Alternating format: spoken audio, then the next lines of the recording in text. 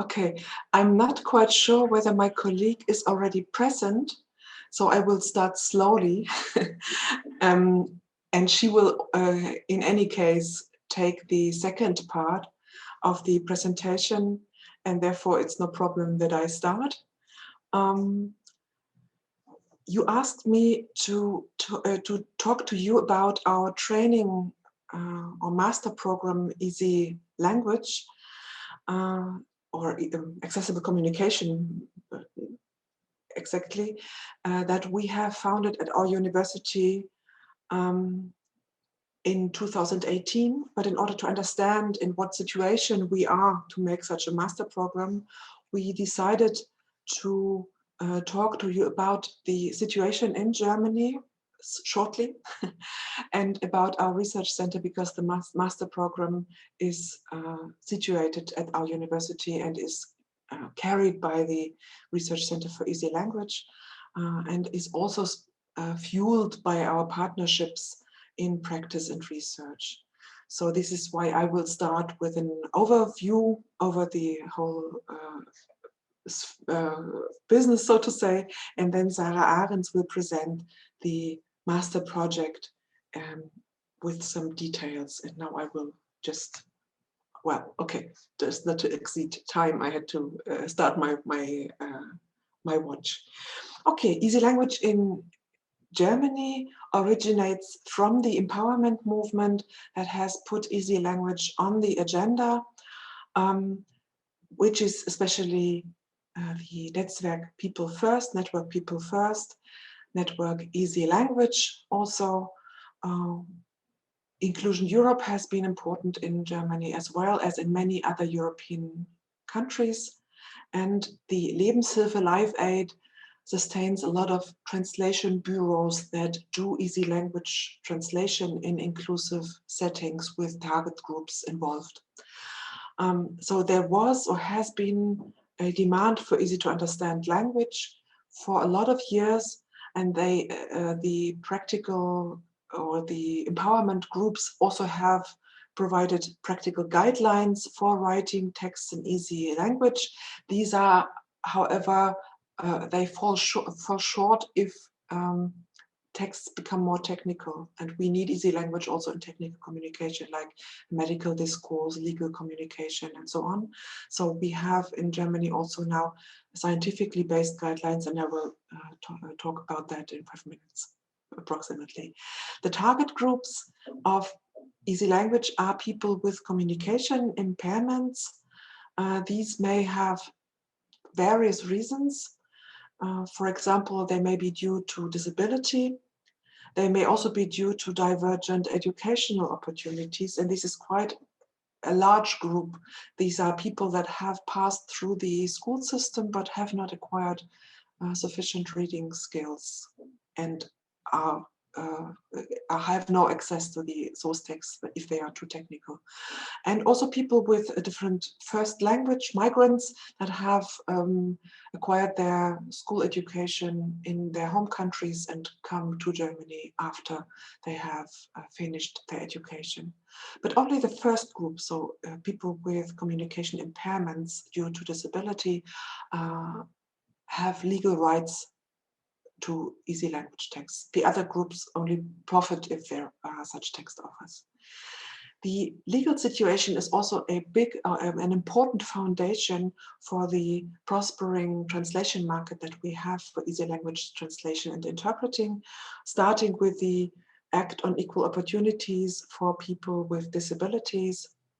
That was first passed in 2002, and then the several steps of implementation of the UN Convention on the Rights of Persons with Disabilities that has led to different types of action plans that again have led to information offers that have been tendered on the market and have led to translation activity on the German market. Very important is also the Federal Ordinance on Barrier-Free Information Technology from 2011, because it obliges government authorities to offer easy language and also sign language on their homepages. From June 2016 on, Easy Language has been really an explicit part of the Act on Equal Rights for people with disabilities, which has further incremented the number of texts that have been tendered and produced. And by 2025, in Germany, as well as in all the other countries of the European Union, the European Accessibility Act will have to be implemented, which will lead to further demand on the market of information offers of all kinds of services, and not only by government authorities, but also by private organizations that have to offer accessible communication.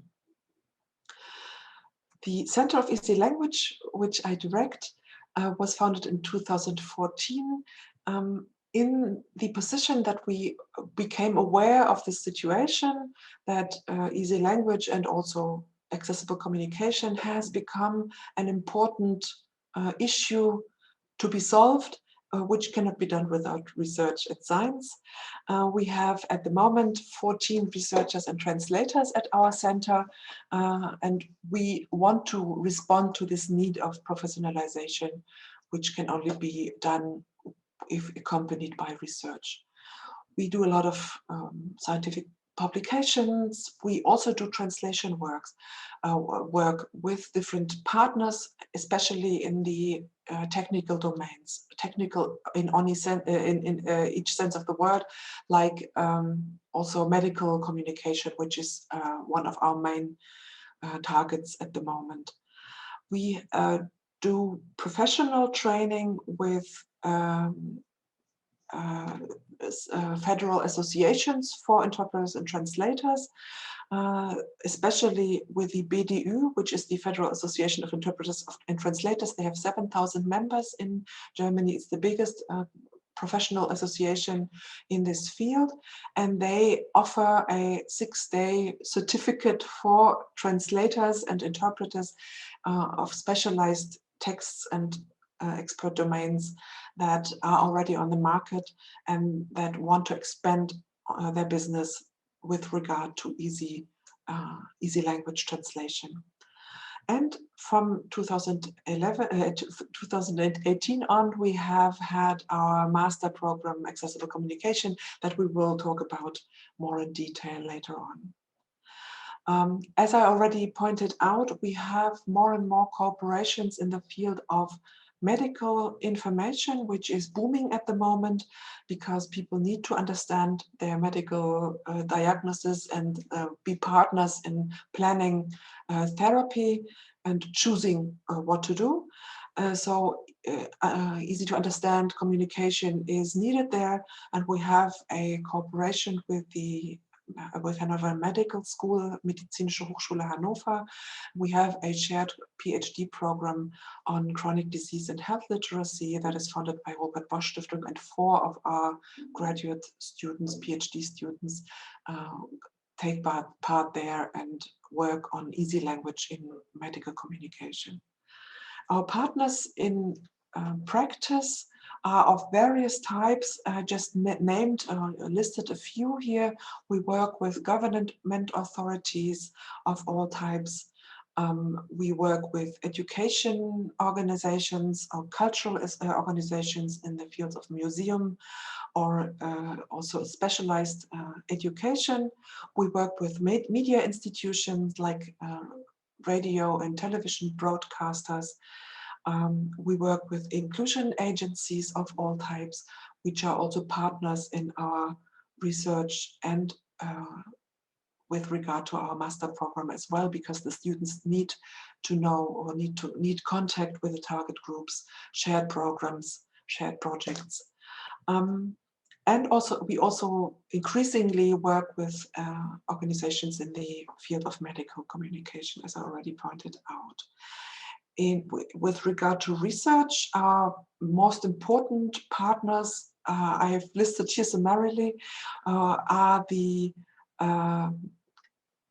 is the research group around Sylvia Hansen-Schirrer at the University of Mainz-Germersheim.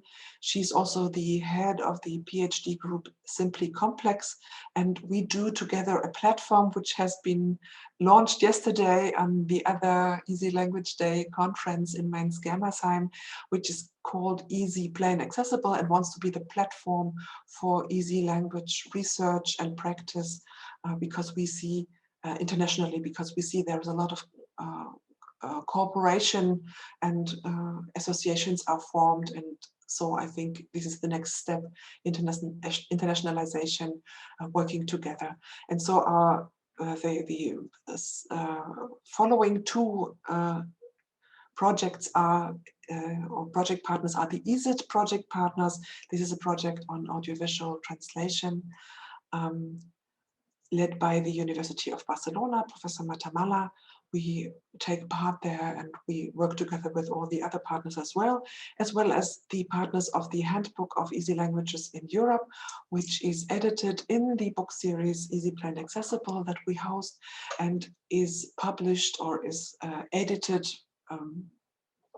curated, so to say, by our Finnish colleagues Ola Vanhatalo and Camilla Lindholm. It will be out in a few weeks, will be accessible from early next year on. A very short word about publications. We try to put our publications online. We succeeded for the Regelbuch Leichte Sprache, which is available online. The books of the Duden series are not available online. They are available in print and are very popular in Germany. And now the book series, just a few words about the book series Easy Plain Accessible that I already mentioned. Books appeared here on accessible communication as a whole, on Easy and Plain Language, on Easy Language Plus, which is between Easy and Plain Language, on Easy Language in Legal Communication, on Easy Languages in Europe. This is the handbook. We have some books with research reports from our research groups in Mainz, Germersheim and Hildesheim. There is one book on audio description, and a book will appear shortly or in short time on the terminology of in the field of accessible communication, which derived from the English publications that we have curated in the last years. And we try to make them open access as far as possible. Now would be or let's say, put it like this, this is the framework in which our master program is situated. And if my colleague Zara Arens is present, I would now pass the word over to her. Yes, thank you. Yeah, thanks for the presentation of Easy Language in Germany and the Research Center, as well as the publications. You can switch to the next slide. Thank you. So, as Christiana Maas has already said, the master's program Accessible Communication has been established in 2018, and it lasts over 4 semesters, as is the usual duration for a master's program in Germany. The main area of interest is easy language and translation into easy language, but the program also deals with other areas of accessible communication, such as sign language, comprehensibility and expert communication, and assistive technologies, but not limited to those other 3. The students get the chance to cooperate with the partners in research and practice that Christiana Maas has already presented, to get into contact with the target groups, but also to get practical experience. Okay, at the next slide, please. Thank you. Here you can see our modules over the 4 semesters. So the first semester is rather theoretical. The second there, we have a bit more projects than the first semester, a bit more practice. And the third semester, I think, ties the theoretical frameworks nicely together. I will go into that in a minute. And the 4th semester is then reserved for internships in research or practice and the master's thesis.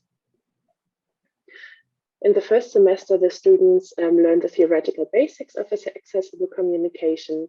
So an overview of the areas and the medialities of the different kinds of accessible communication. And they get to learn about the research that is being done or that has been done already on comprehensibility.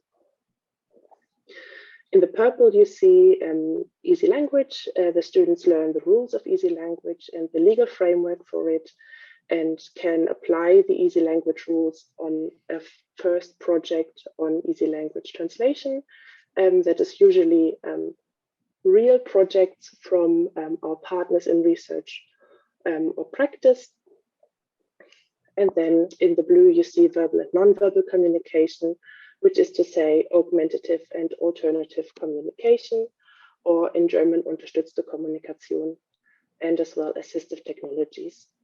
In the blue, in the first semester, is this theoretical framework, and that is being expanded by practical projects in the second semester. The first semester also entails the first course on German Sign Language that is being taught by a native speaker of German Sign Language, and where the second course then takes place in the second semester. The second semester also entails a course on multicodality and semiotics of accessible communication. So, for example, how the written word and pictures play together to make a text accessible, or more accessible than it was before. In the deep blue, you can see comprehensibility in expert communication and optimizing expert texts for comprehensibility. The students learn about the features of expert communication, and if we try to facilitate the communication between experts and lay people, how we need to optimize the text so they become maximally comprehensible for the lay persons as well.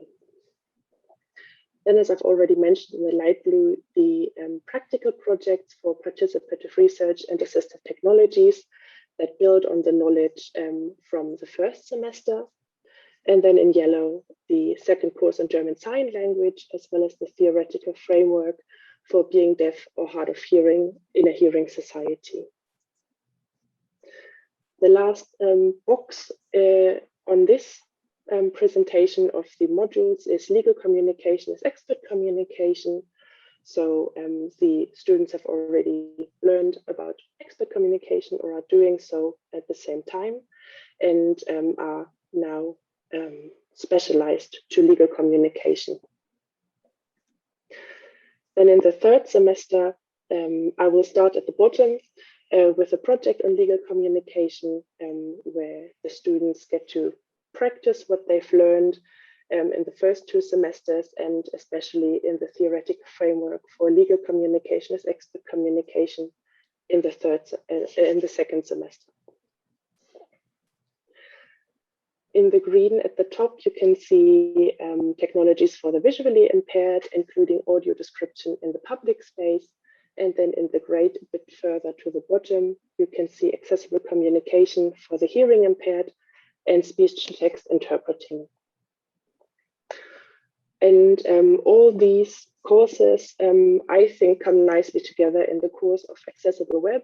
It's purely coincidence that I've highlighted it in red.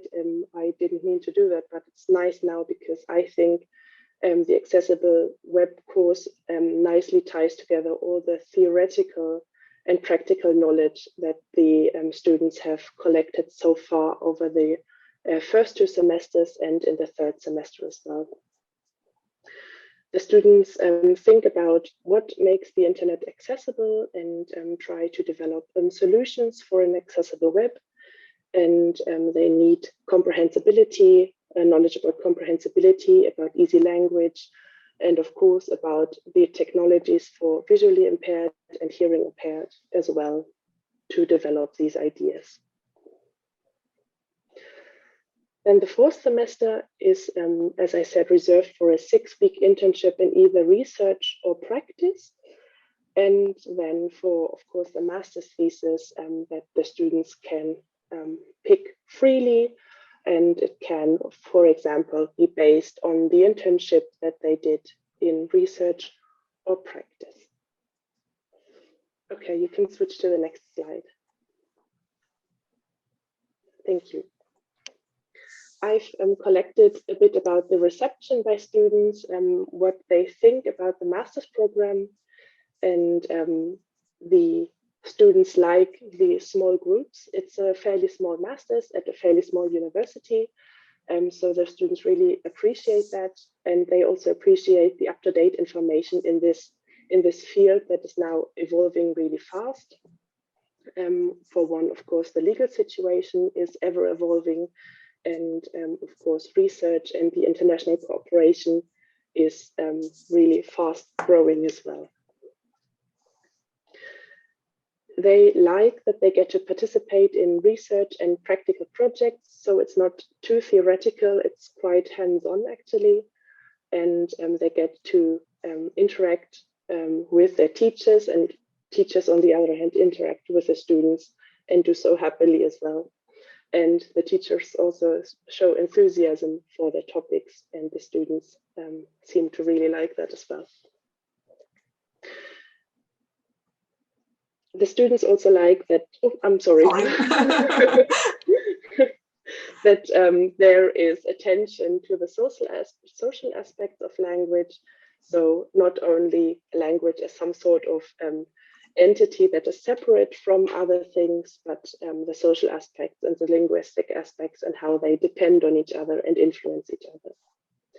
And then as the last point, we have students of really various backgrounds. There are some students who are freshly from the bachelor's degree, but there are also students who either have worked before or are working now and studying the master's part-time.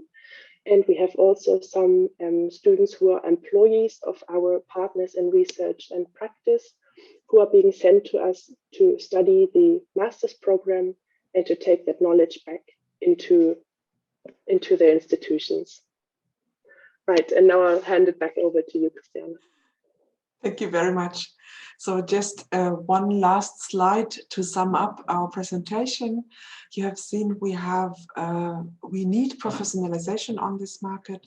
It is a huge market to make all texts, especially expert texts, accessible for people with various needs.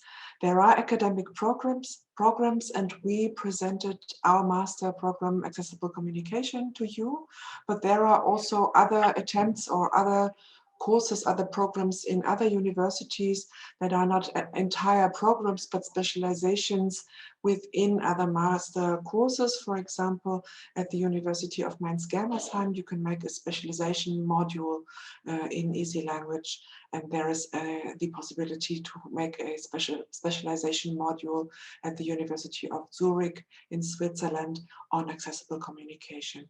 And we see that there is more professionalization. The empowerment organizations are offering courses to get to know the target groups of easy language. We do the certificate with the Federal Association of Interpreters and Translators, and there are also online training courses, for example, as an outcome of the ESIT project. The ESIT project is on easy language and audiovisual contexts, and it offers all the material online. So there is also a unit, quite a large unit, on easy language rules and how to translate within the materials of this program. Perhaps so far, we thank you very much. Спасибо за внимание. Спасибо, что вы нас пригласили на конференцию.